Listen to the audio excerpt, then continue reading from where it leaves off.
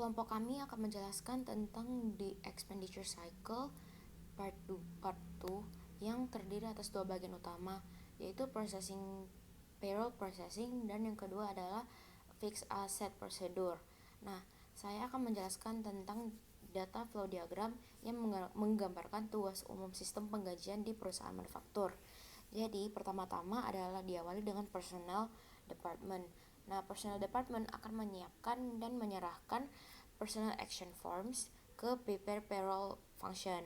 Nah, dokumen-dokumen ini akan mengidentifikasi karyawan yang diberi wewenang untuk menerima gaji dan digunakan untuk mencerminkan perubahan dalam tarif upah per jam, pengurangan gaji, dan klasifikasi pekerjaan. Selain itu, personal action form juga digunakan untuk memberitahu penggajian tentang kenaikan gaji karyawan. Lalu ke production department. Nah, di production department, karyawan produksi akan menyiapkan dua jenis catatan waktu. Yang pertama adalah job tickets. Nah, job tickets adalah formulir yang menunjukkan pekerjaan mana yang dikerjakan karyawan selama periode waktu yang ditentukan. Lalu, akuntansi biaya akan menggunakan dokumen-dokumen ini untuk mengalokasikan biaya tenaga kerja langsung ke akun work in process. Nah, jadi job tickets itu akan mengupdate WIP account, lalu akan dikirim ke work in process. Dari update WIP account ke work in process ada informasi-informasi seperti hour, rate, and job number. Nah, data-data tersebut diperoleh dari job ticket tadi.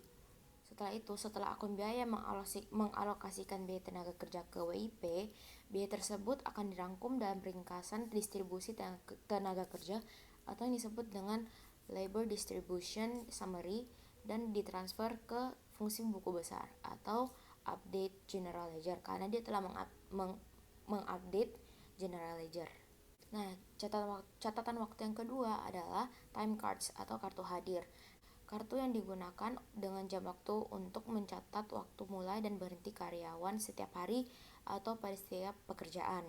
Lalu akan dikirim ke fungsi prepare payroll untuk menghitung jumlah gaji karyawan. Nah, jadi time cards ini biasanya di setiap hari di awal shift, karyawan akan menempatkan time cards mereka dalam jam khusus yang mencatat waktu. Lalu biasanya kalau udah clock out untuk clock outnya itu pada makan siang dan akhir shift. Terus kartu waktu ini adalah catatan resmi kehadiran harian. Pada akhir minggu, supervisor akan meninjau dan menandatangani dan mengirimkan kartu waktu atau time cards ke payroll department.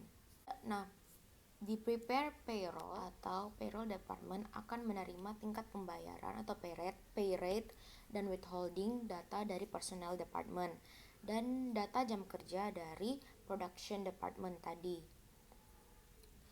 Nah, seorang pegawai di payroll department akan melakukan tugas-tugas berikut. Yang pertama adalah menyiapkan daftar penggajian yang menunjukkan pembayaran kotor, potongan, upah lembur, dan gaji bersih.